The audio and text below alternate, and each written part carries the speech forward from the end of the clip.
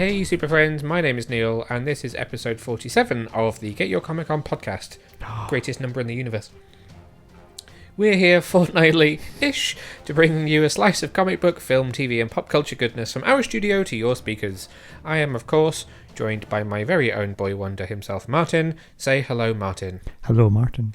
As always, I'm going to ask you if you can tell the listeners at home what we're talking about this week. Yeah. Wonderful. Well, on deck this week, we've got a little news roundup where I have options on the whiteboard today as to what we're covering in the news. And then we're going to be reviewing a TV show that we've talked about a couple of times on this podcast, but not had a chance to talk about fully, which is HBO Max's The Flight Attendant. Been a couple of weeks since we've podcasted. What you been up to? Oh, just surviving. National Lockdown Mark II is in full swing, having been in Tier 4, so I haven't left the house in 84 years. It's been 10 years. Only 10? Feels like longer than that. Well, it's been 47. Do you want to explain the reason why the number 47 is so important in this household? I'm going to say no, and Okay. perhaps there may be a secret reward if somebody can identify the significance of the number 47.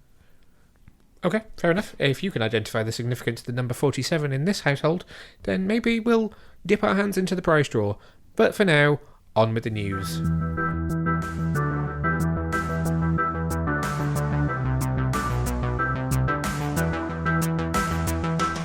First up in the news this week is the story that Warner Brothers has extended the contract of DC Films president Walter Hamada, so he will now remain in charge of DC Films through 2023.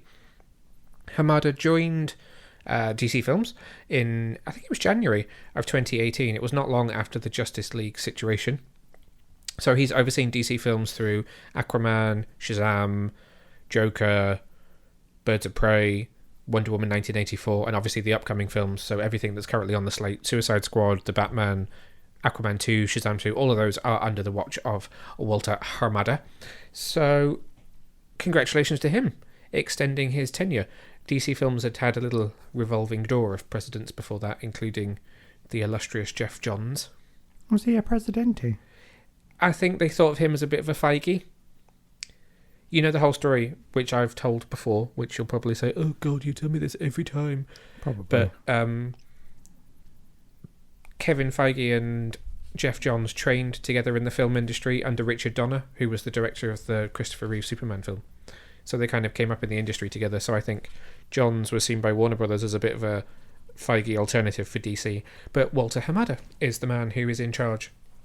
He seems like a lovely guy as well, despite what you might read in the press from one certain cyborg actor, Ray Fisher, who is currently trying to sort of remove Hamada from his post. But that's not what we're here to talk about today. We're here to talk about how we feel about DC Films and their current trajectory in this news piece. Oh God, that's quite a heavy news piece, isn't it? How do I feel about it? Yes. All right, I think. I mean, what's the trajectory? What's next? What's next on the slate? We've had Wonder Woman 84. Suicide Squad is next. Oh yeah, I'm quite excited about that. And then you roll into The Batman. Yes, I'm quite excited about that as well. Black Adam. I'm not that bothered. Shazam 2. Moderately excited about it. Aquaman 2. Moderately excited. As well as... Mild to moderately excited for Aquaman, we'll say. Okay. Part of this news is also the fact that DC is looking at how they can cross-promote every single movie release. Oh God, I forgot The Flash. Oh, yes, yes. So they're looking at each of the upcoming films. Moderate to severely excited about that one. Moderate to severe. They're looking at each of the upcoming films and also identifying whether each film or which films can have companion series on HBO Max. So like for The Batman, you've got GCPD. For Suicide Squad, you've got Peacemaker. Oh, yeah. So they're looking at each one of the film properties and saying, what can we do on HBO Max that accompanies this or just fleshes out that world slightly? And they're also looking at producing 1 to 2 HBO Max exclusive movies each year. So at the moment, Batgirl and Static Shock are 2 characters they're working on who they will make films of, but those films will go direct to streaming rather than to the big screen. So I guess a similar tact to what Marvel is now doing with Disney Plus, in that characters like She-Hulk will appear first on Disney Plus and will then cross over into the movies at some point. I think it's good that they've got some solid leadership. That's, he's been there for almost 3 years. Now going to be there for another couple of years as well. I think it's good to see them having some stability. He's got some, he's got a good success story behind him with Birds of Prey and Shazam and stuff. Hopefully I guess he's kind of probably now holding the keys to the... spoiler for anybody that's not read the final issue of Dark Knight's Death Metal, but he's now kind of got the Omniverse in his control when it comes to film and HBO Max as well. Interesting times ahead. Congratulations to him. Next up today is this one I'm not surprised by, but at the same time I do think it's slightly shocking, and that is the news that the CW has passed on a series order for Arrow spin-off, Green Arrow and the Canaries. You will remember this show had a backdoor pilot as the penultimate episode of Arrow's final season a year ago. It was January last year that screened, and was set to star Kat McNamara as Mia Smoke. They called her Mia Queen, kind of both, and also confusing real names with character names. Katie Cassidy as Laurel Lance and Juliana Harkavy as Dinah Drake, the Black Canaries. But they have decided that they're not going to pick that one up, so it is no longer happening. That's the end of Green Arrow and the Canaries. The reason I say I'm not surprised, I didn't think it was great. I personally wasn't a huge fan of Mia Smoke. I know you weren't either. I mean, I'm not sad. No, but I mean, it had an audience. People are very disappointed that it's not happening. So I feel sorry for people that were looking forward to it, especially as they have spent a whole year saying no news, no news, no news, no news, and now this is the news. So I do think it's sad, but I'm not wholly surprised. The reason that I said I'm a little bit shocked is that's the first DC show that they've passed on that we are aware of. That's the first one that's filmed anything that was a potential series that had been discussed and had plans for, and casting and everything, that isn't happening. So that's why I find it a little bit of a shocker. Well, you don't want to oversaturate the market again, do you? They've got a lot of properties. So that's the thing. I mean, if you look at this year, you've got Flash, Batwoman, Supergirl, Legends, Black Lightning, Superman and Lois. That's already 6 shows, although 2 of those are ending this season.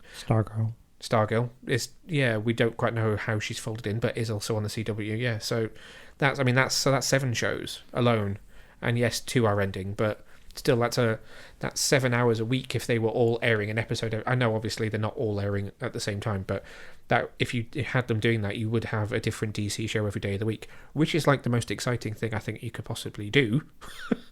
I would take a new DC show every single day of the week, but yeah. There's nothing to say that these characters can't now turn up in Legends of Tomorrow. I mean, we know that show has a revolving cast, so it would be nice to see Laurel and Sarah share the screen again, because it's been a while since we've seen the Lance sisters together.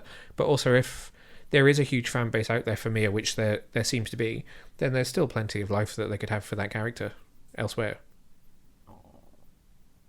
You're grimacing. I hope not. Oh, you made me wheeze laugh. I don't mean that in a horrible way. I mean, if there's a huge following, then that's fine. Just not for me. Just not for you. No, for me. Okay. I'll move on to the next story. So today we got the news that Sony Pictures has postponed the release of Jared Leto's Morbius, as in Morbius the Living Vampire. It was due for release in March of 2021, but look where we are now. We are in the second week of January, and we don't look like we're coming out of lockdown anytime soon, so it doesn't look like cinemas are going to be opening anytime soon. So that's now been pushed to October. God, that's a big push. Yep, it's gone back 7 months, and will now release on October the 8th. Oh, well, that makes it closer to Halloween-y.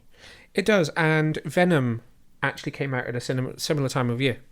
So they could be looking at capitalising on the kind of success that Venom had, because that was, you could call that a runaway success, really, for that film.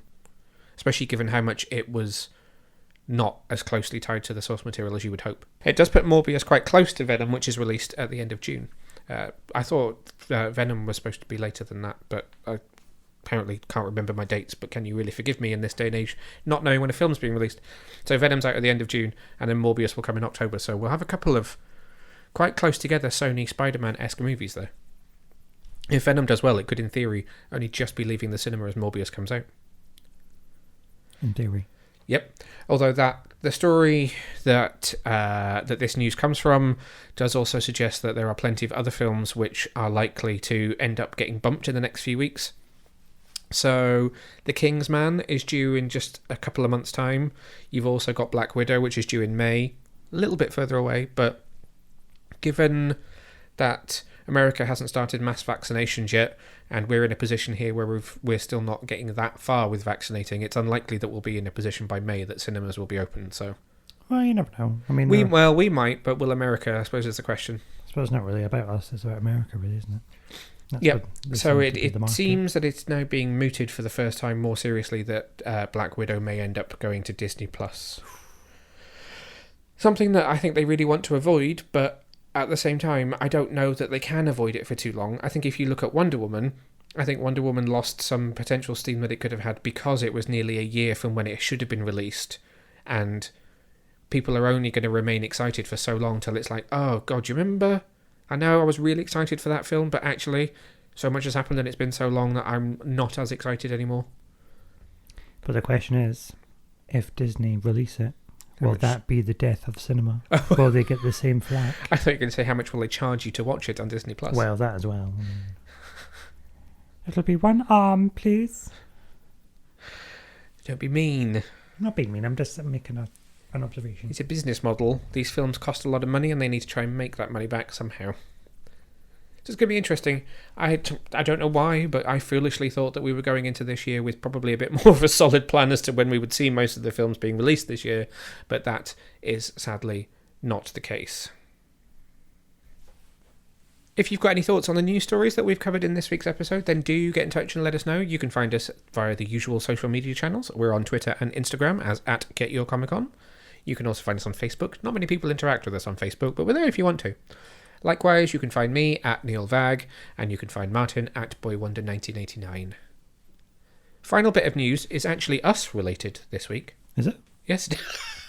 Yes, it is. Oh. You keep making me do some sort of like Velociraptor laugh. Clever girl. It is. Just two bits of news to talk about from us really, really quickly. First one is that we've started doing a new weekly video roundup of the week's top stories in the news.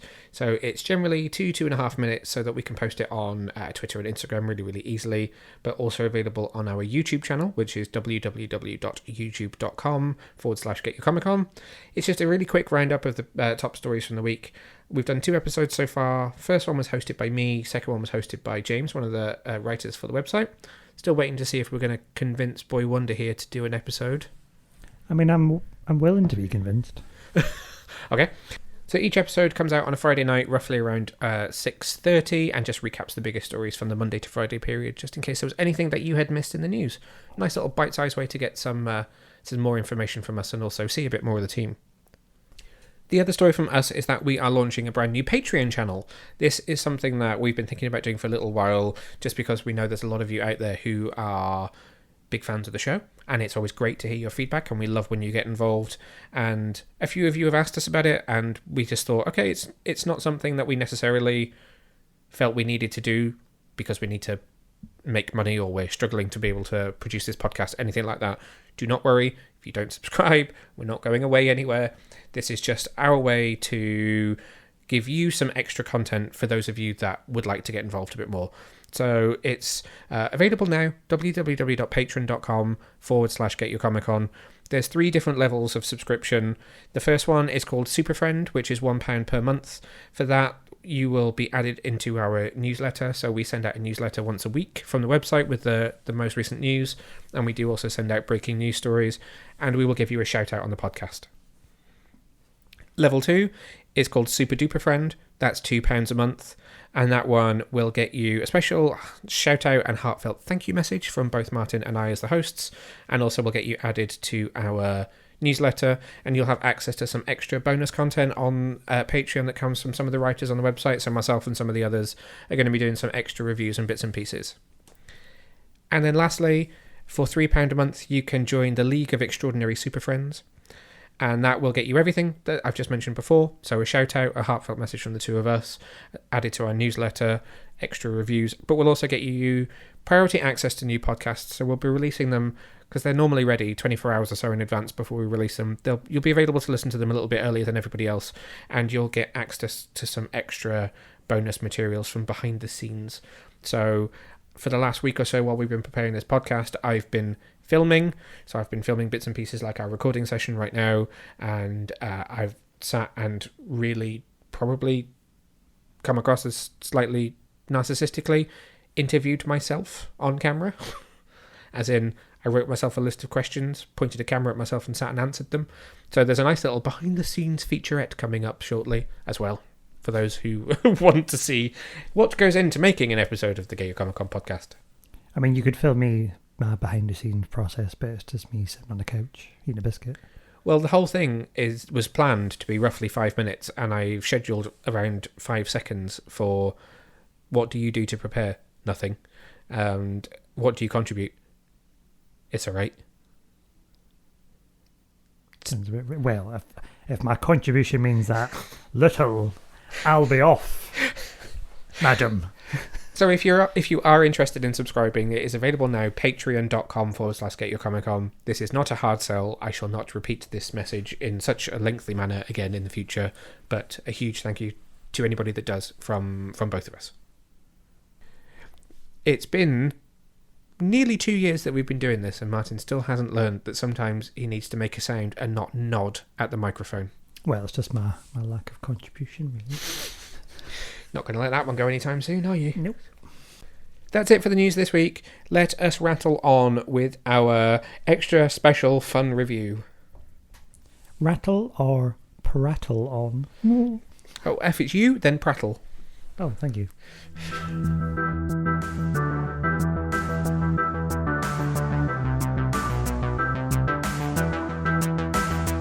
So this week we're finally going to talk about the TV show that I put as my number one show of 2020. Quite controversially, I might add. We've spoken about it a couple of times on this podcast before, but we keep saying, we're going to talk about it, we're going to talk about it, we're going to talk about it. Now we are finally talking about it. HBO Max's The Flight Attendant. Produced by and starring our favourite Harley Quinn, Kaley Cuoco.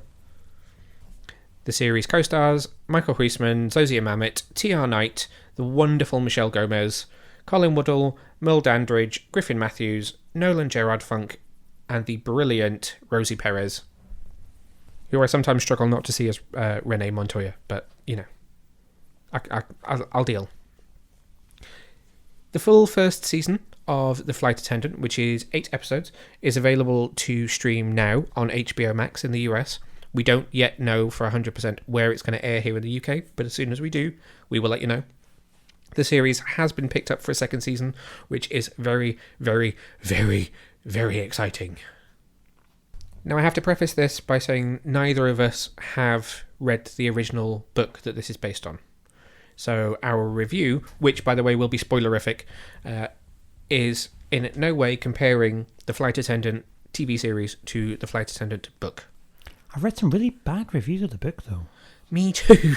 But I've also read some very good reviews of the book. Okay. I say I don't read the good ones. I always go straight to the bad ones. And that's why you don't engage with things that you're not so sure about, because you always just read the negative rather than reading how many people like it. But even then, if I see something that everybody likes, I'm like, I don't know. Anyway, what did you think about The Flight Attendant? So, usual setup. I've shown you the trailer. I've told you we're going to watch this show. I've told you it's got Kaley Cuoco in it. What did you think? So we'll just go back a couple of steps. You didn't show me the trailer. Oh. And you didn't tell me Kaley Cuoco was in it. You just did a Saturday morning. We're going to watch this pilot. And I'm going, oh, for the love of God, not another bloody pilot. Oh, I could have sworn I told you about it beforehand. No. Okay. So it's a Saturday morning. I've told you that you're watching a pilot, almost literally, called The Flight Attendant. What are you thinking? I go, oh, bloody hell. Bloody hell. Bloody hell. Also the name of a brilliant horror movie which is out this week. All right. One thing at a time. Yes, sorry, continue. So that's what I thought. Well, I probably didn't say bloody hell. I probably said something a lot worse. Probably, yes. But I went, do you know what? It's Saturday morning. It's lockdown. what can we do but watch a pilot? Okay, so I'm trying to remember how many episodes we watched on the first day. I think there were 2 episodes that were streaming, or was it 3? I think it might have been 3 that came out in the first week. So I'm pretty sure we watched all 3 fairly quickly, but sort of back to back. What were your feelings on that first episode then? Well, when I first watched it, I got past the opening and I thought, oh, this is just going to be another one of those catch me if you can type. Just because of the way it was like, what was the theme tune again? Hum the theme tune. Can you hum the theme tune? No. But it was like that plinky plonky, like running through. I know what you mean. It's very sort of piano stuff. based, sort of slightly jazzy, slightly randomly structured pieces of music by the wonderful Blake Neely, actually, who does a lot of the scores for CW DC shows. Yeah, so I thought it was going to be it's going to be like a murder mystery. I don't know. There was a lot of shifting small images on screen as well.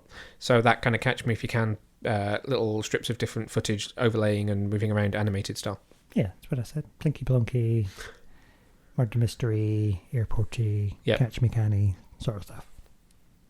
But within about 30 seconds of Miss Cuoco and Detective Montoya, I was right in there. I was like, this is actually quite good. Okay, so what was it that you liked? It just gripped me. I was gripped from the word go. The story, the characters, all of it. Okay. Well, no, it was an interesting story. It took a turn that I was kind of expecting it to take, but not really expecting it to take. Okay, and what was that? I can't remember. Well, I was expecting it to be like a murder mystery, but not to that level murder mystery. So were you thinking it was going to be more, and I think this is something we've talked about before when talking about Kaley in Harley Quinn, but were you expecting more of the penny comedy, less of the comedy drama or the black comedy? No, I was just expecting something a bit more obvious. All right, okay, in what way? I don't know now. You're asking me all these questions. It's a podcast. I know. This is what we do. Yeah, we do this, don't we? You ask me questions and I don't prepare, then I don't remember these things. It wasn't what I was expecting, and I liked that it was different. Okay, so what I was trying to say was, what was it that you were expecting? Like a catch me if you can. Okay, so more poppy and pulpy. Yeah. Okay. Here we go. We got there in the end. Not comedy. Very bizarre line of question. No, it's like a comedy drama with secret agents and flawed characters with interesting backstories that pull you in. Okay. Because normally you get like a supporting actress or a supporting actor and you're like, oh, okay, they've got a story, but I'm not really that bothered. I'd rather have the main story. Whereas all these stories were very interesting and intersected. Well done. You pulled that back there at the end. Well done. Pulled that one at Mars. Any other questions? What did you think? There we go. Ask you, yeah. The same question that you forget to ask every time. Well, you just talk and talk and talk. Sometimes I don't even have to. You just go for it. So I really enjoyed. I had obviously seen the trailer. I obviously knew about it beforehand.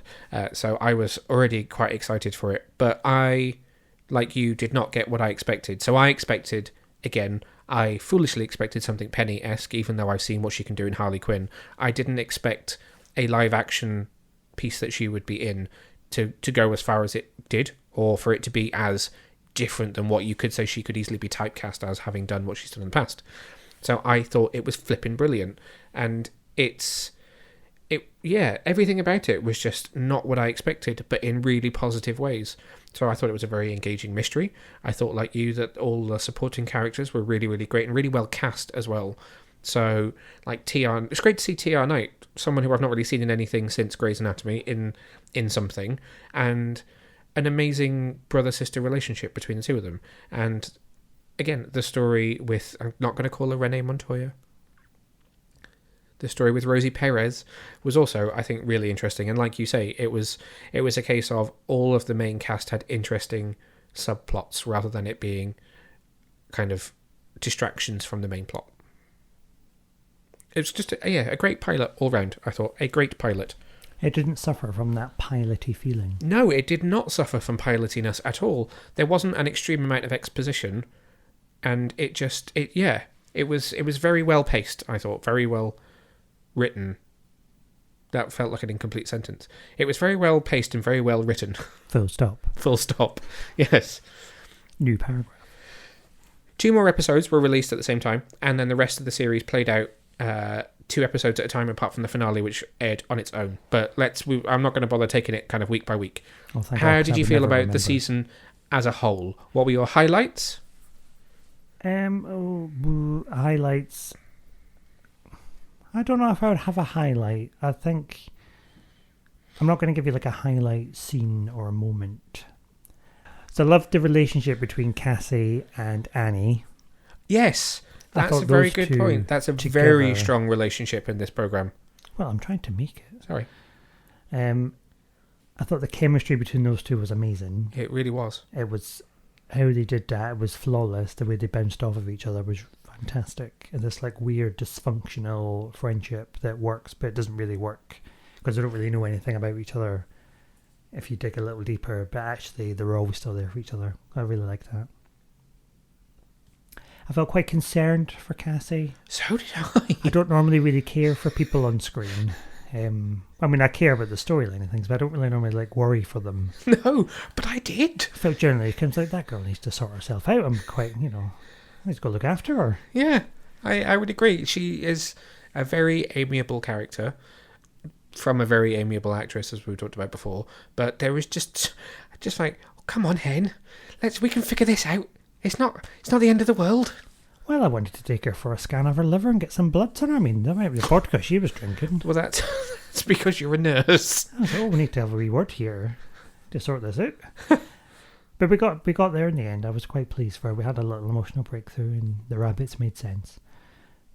So that was my highlight, I would say, the journey that I was taken on. Okay.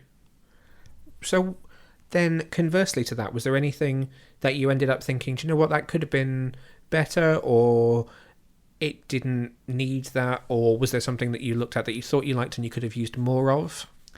I thought bits of it were a bit nuts, and it kind of made sense, because when I was reading the bad reviews of the book, some of it said that as the book progressed, the storyline became more nuts, and it just didn't make any sense. But I think looking at that cast and the people in those roles, because it was nuts, and because it was their portrayal of the nuts, it all worked amazingly well. Okay. I know that sounds really weird, saying that they portrayed nuts really well. Yep. If you could take that out of context, which I'm hoping that you don't.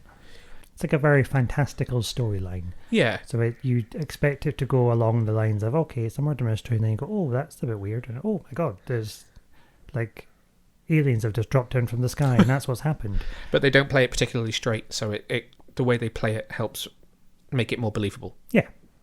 That makes sense. I think for me, we're probably in the same wavelength with this one, really. I really enjoyed Cassie's journey through the season. Like we were just saying, I think very much I wanted to just pick her up and give her a hug and tell her it would all be all right.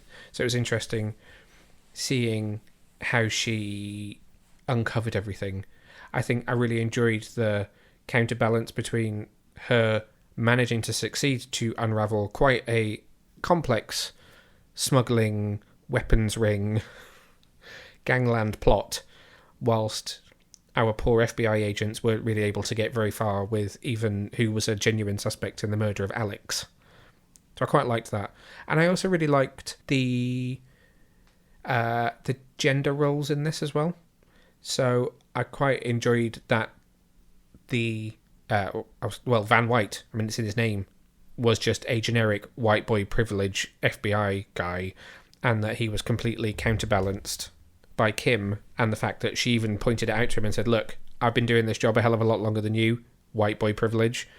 It's much easier for you to get somewhere in the FBI than me. And I just quite liked the fact that it challenged some stereotypes and those kinds of dramas.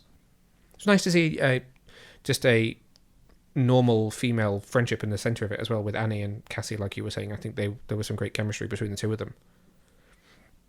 Neither of us have mentioned who is probably the second most starring person in this programme, flippin' Michelle Gomez Miranda. Oh yeah, she's everywhere at the minute, isn't she? She is. Old Missy. And she is amazing.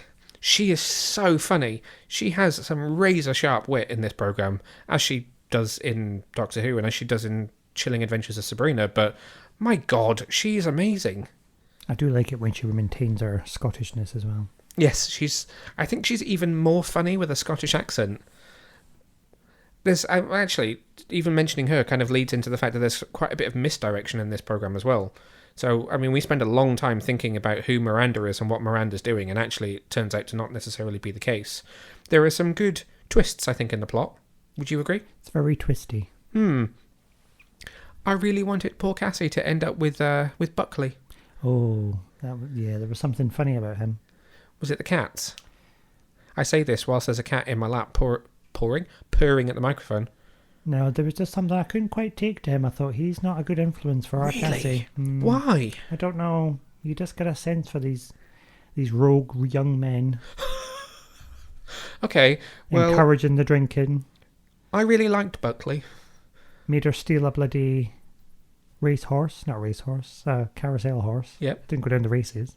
No. Didn't take old Snow Biscuit, whatever his name was. Sea Biscuit. No. Yeah, something about him. Dear. So in a long line of disastrous male encounters, that was just another one. Just another one. I thought he was going to be the one to help Cassie settle down. Too chaotic, those actors. Well, I was rooting for the Italian barman. Oh, do you know what? It turns out I follow him on Instagram, and I can't for the life of me think why. I needed to look and see what else he'd been in. That is the wonderful Alberto Fraser. He has also been in Station 19, the Grey's Anatomy spin-off. I've not seen that. Is that the fire one? Yes. He's in Charlie's Angels, the TV series. Oh, no. He's also in Criminal Minds.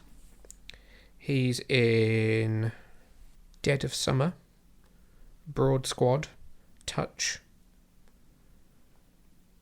He must have been in something that I'd seen him in that then meant I followed him on Instagram, because I went to follow him, as I do with casts of stuff that we watch, and I already did, and I was a bit surprised by that one.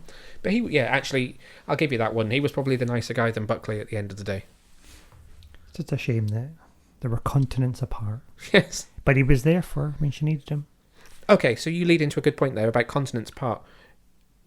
Did you appreciate the fact that they actually filmed internationally rather than it being kind of like Rome, Vancouver? Yeah, or Rome, LA. Yeah. I like that. I appreciate that. And you could feel it in the budget and the ambiance of the storyline. All these exotic, I do think places. it really did add to the whole overall atmosphere of the programme that they actually went to that much effort. It made it look different than other shows. It felt very like, ooh. International. Yeah. That's my way to describe it. Like, ooh. Ooh, this is exciting. Where are we now? It was also nice to see loads of New York as well. Having been a couple of times, I felt like I recognised a few places, which was quite nice. I know, but then it's just really sad. It's like, oh, remember when we were there in happier times? It's really sad because it's COVID times and we can't go there now. Remember when we used to go on holiday? We used to see people. I was about to say, let's wrap this up, but actually we've not really talked about the central plot of the of the whole programme. So what were your thoughts on how Cassie would often go into her own mind to chat with Alex, and the fact that although he was murdered in the first episode, not a spoiler, it's in the trailers, that he's then in every subsequent episode? How did you feel about that? Some of that flashbacky in her head stuff? Well, I mean, I was quite concerned that she was having some sort of alcohol-induced delirium. Giant rabbits. And giant rabbits. I thought she was having some sort of like encephalitis or something. Would you like to explain that terminology for anybody that's not medical? She doesn't know very well. But it's a nice sort of narration of her journey into accepting her inner demons, fighting the alcohol, you know. Because that was essentially her rock bottom, really. I mean, it doesn't get any worse than being so drunk that you don't remember climbing into bed with a dead body, really. Yes. Shouldn't really laugh at that, should I? No, it's not funny. Oh, it's a bit dark. Yes. And how about Alex being kind of a central figure in trying to help solve his own murder? Well, I suppose he wasn't really, because it's a shadow of her, really. Yeah. It's her trying to... I mean, she'd only really known him for one night, so you know. Well, she didn't remember half of that. So it's a nice spin to keep him in the show as well, because from the start their chemistry was pretty good as well, so it's nice to see a bit more of that. So I'm all for it. What about you? I don't know, I've gone very BBC Two there. There were a couple of times when I wondered if they'd be able to keep that going throughout the whole season without it becoming a little bit laborious, but it didn't. Because they were shaking it up, weren't they? Yeah, and there were some really interesting parts in it. So towards the end of the season, when there was like a giant pile of vodka bottles and stuff like that, it was interesting to see how the world inside her head reflected her emotional state in the real world. I thought that was really interesting and a great plot device. I don't know how the Americans do it. What? Drink vodka? straight vodka. I mean, I can drink straight vodka. It's not a good thing to do. I mean, I've only done it once, and I can't remember how I got home. So okay, that's probably why she woke up next to a dead body. Yeah, exactly. Don't drink straight vodka. Anyway, sorry. You've thrown me right off my point. What was I going to say? Interesting in how it... Oh, what I was going to say was it became an interesting way for the show to deal with exposition. You could say in a straight up kind of murder mystery, a lot of that would probably be presented the same way. It would just be dialogue between two characters, but it would be dialogue between two characters like sat across a table like you and I, or in an interview room at the FBI, or it would be some of those conversations between Annie and Cassie. But actually, the fact that she's having a conversation with the murder victim, I think it took away some of that kind of obviousness of the exposition that the writers needed to put across to help you keep up with the mystery and what was happening. So I think it cleverly helped move the plot along. It's like one of those old detective noirs where you get the voiceover when they're sitting drinking a coffee in the middle of the night. He's like, I've just looked at the case study and I've put these bits together. That kind of exposition. Where she's doing it in her head in a funny way. Yes. They didn't explain that very well. No, you did. I didn't realise that you watched so many detective noirs. Well, no, I'm just thinking of like The Naked Gun when it has like the comedy voiceover. Right. Yeah. I was going to say, I thought you were more of an Angela Lansbury type. Oh, I do like a bit of Angela Lansbury though. I mean, if you want to solve a murder, you call wee Jessica. She'll sort you right out. Right. Anyway. But I think that's why I quite liked it, because it kind of harks back to those fun murder mysteries. It's a bit like that film. Knives Out. Couldn't think of the word. I was going to say the James Bond film. It's not really James Bond. But like a quirky murder mystery with a really strong cast with a bit of a fantastical storyline. But because they're a strong cast and there's that nice little bit of comedy, it all works and it leaves you wanting more. Absolutely. You should put that on the website. That was quite good. See, you could write a review if you were pushed. I know, but I write so much of other stuff. I can't.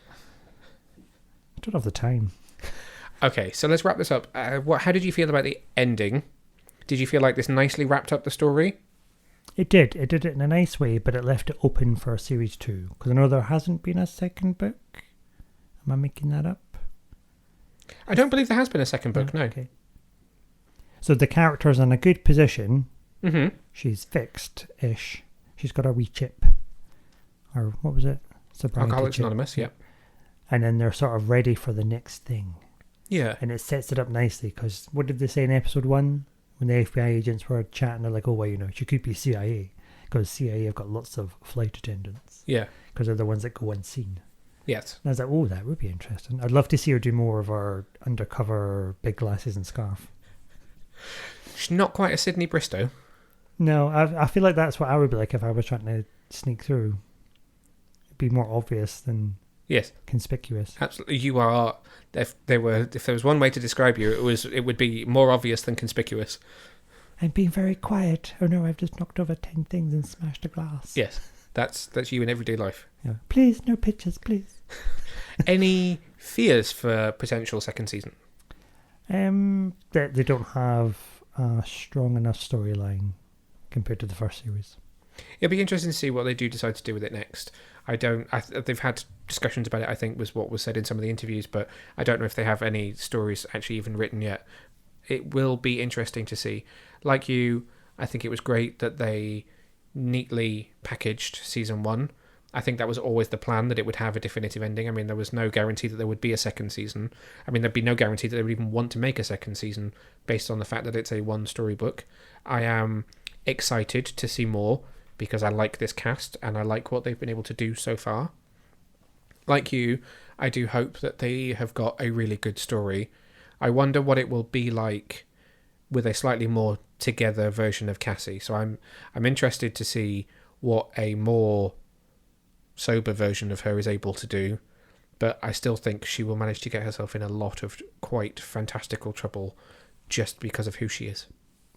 Yeah, and I can't wait.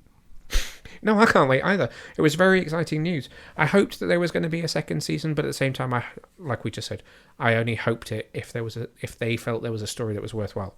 It's not the kind of show that I would want to continue if they didn't think they had a good way to do it. Yeah, it's not going to be like a Murder of the Week show, is it? No. It needs to be a nice, fantastical storyline. And likewise, I don't think it's a show that will run for the next sort of 10 years. It's going to be a thing where they'll have a few good stories up their sleeve and they'll do a good thing with her, and then it'll just be what it is. And I'm okay with that. I am absolutely okay with that. I could watch it over and over again. I'm going to say it's got a high rewatchability factor. It does. If that's a word. So you would recommend this? Final words from Boy Wonder on The Flight Attendant Season 1. So give it a watch, but with a soft drink, not straight vodka. Because it's not good for you. Very good. And I will just say, watch it. It's bloody brilliant. So I can't say fairer than that. Just watch it. It's so watchable. Just watch it. Like I said at the beginning of this review, The Flight Attendant Season 1 is available to stream now in full on HBO Max in the US.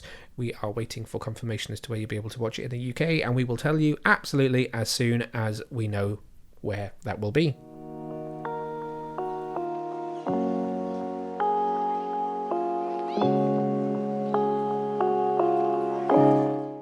That's it for this week. That's everything from us. Nice simple one this week. Bit of news. Quick review. Coming up in a couple of weeks' time when we are back, I believe, if everything falls according to plan, bit of the Corpse Bride for you there, it'll be a bit of a Star Trek special. Will it? Yes, because Star Trek Discovery has just wrapped Season 3 on Netflix. Production is beginning on Star Trek Picard Season 2. Star Trek Picard Season 1 is just about to hit DVD and Blu-ray here in the UK. And Star Trek Lower Decks is also just about to premiere on Amazon Prime. Goodness me, it's Warp 9. It is, which is dangerous for the universe. If you'll learn from an episode of The Next Generation, if you want to save the environment of space, you need to not use high warp speeds. So we will save that discussion for in 2 weeks' time when we are back with a brand new episode. I was going to say they went to Warp 10 and Voyager. Which is very dangerous for the environment. That's all I can say. Well, I mean... I always thought Janeway was careless, but there you go. You've just proved it to me right there. I mean, it ends up with bloody Janeway in Paris turned into fish. Anyway. Until next time. Oh, I need to go to bed. Thanks very much for listening. Bye.